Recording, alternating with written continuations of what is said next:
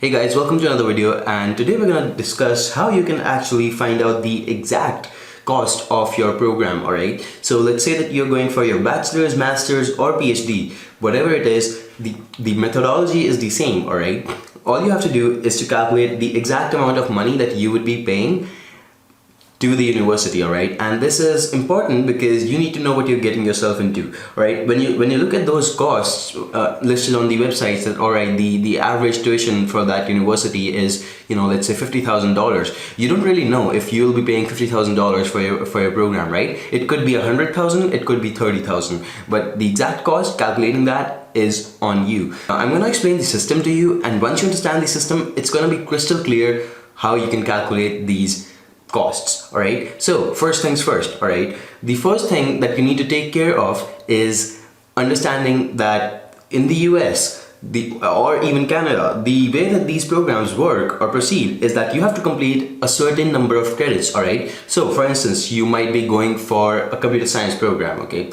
then you have to complete, on an average, most universities ask for 30 credits, but again, a lot of that also depends on which specialization you're going for. For instance, if you're just going for the general CS program, you might have to do 28 credits, and if you're going for the data science specialization in CS, then you might have to do 32 credits. So the cost per credit does come into the picture later on, but the number of credits, that's something that you want to be really sure about. That all right, this is the program I'm going for, this is the specialization that I'm going for, and all of this information you cannot really get it anywhere, because this is really specific to what you are trying to do, and you just need to do your research, man. That's all you need to do. Right, so I'm going to teach you how you can do your research. So you find out the number of credits for your program. Okay, let's say that you have I don't know, you have to do 30 credits. All right, you find out that, all right, to complete my program successfully, to get the degree, I have to complete 30 credits at University X. All right,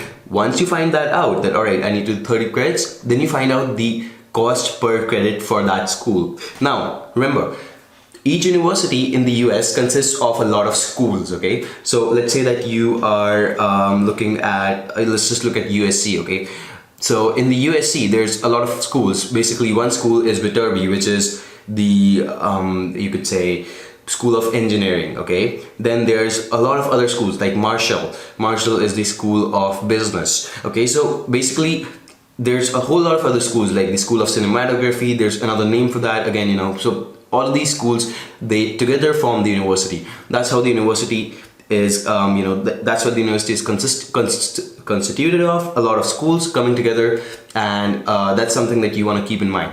Now, you know that the cost per credit for your, that the number of credits for your program is 30, all right? Now, we're just assuming over here.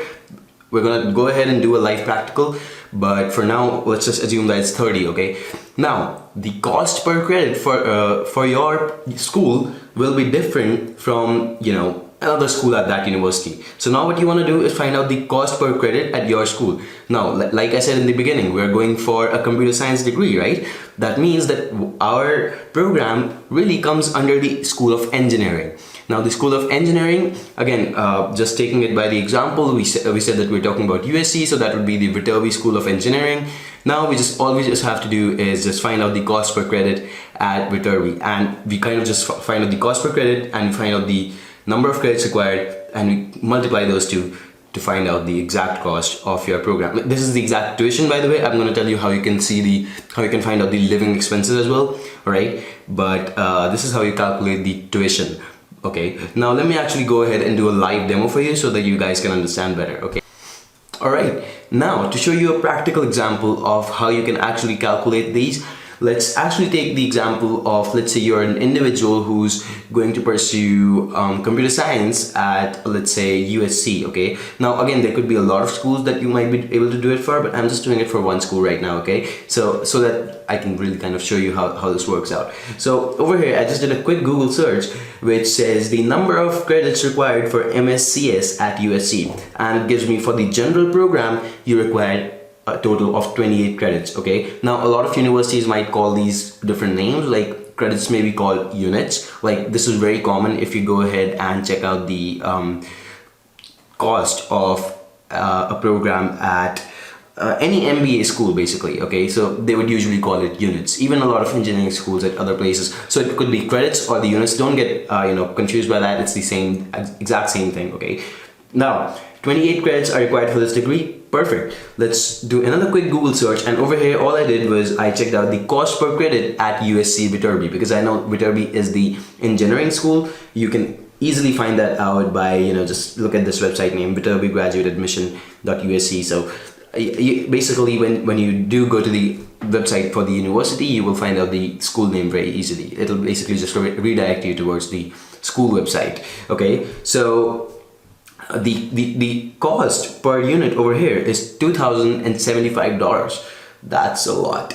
But okay, all right, now if you just had to kind of calculate the total cost of your program, this is only the tuition right now. Like I said, we'll calculate the living expenses later, but just to do that, we'll just do 2,075 multiplied by 28 credits. Let's just say that you're doing the minimum number of credits required. You're not doing additional ones. In that case, the minimum cost of your program is $58,100. All you have to do over here now is just go on, write the university name. That's University of Southern California. The location is California again, and this might be ambitious for a certain individual. Again, no one knows what we're doing over here. It's just for this is just a sample. You should basically have all of these things jotted down. Okay, the program name is Mscs. Deadline, we can find it later. Of course, you guys already know how to find it. Okay, extras, I'm gonna not bother with that right now. The tuition is 58,100. Okay, and this is of course in USD, and this is not per annum, by the way. I just remove per annum from there. Okay, so this is the tuition in USD for the whole program. Okay, now that we've found the tuition, let's say that we also want to find the living expenses, and then we kind of want to add them up. Okay, so we got living expenses over there. By the way, why are we doing this again? Remember, it's really important that you find out the exact amount of money that you're going to have to expend for your program, because it might really not seem like a realistic number over here. $58,000. I mean, no one really has that amount of money. I mean, most people don't have that amount of money as a student.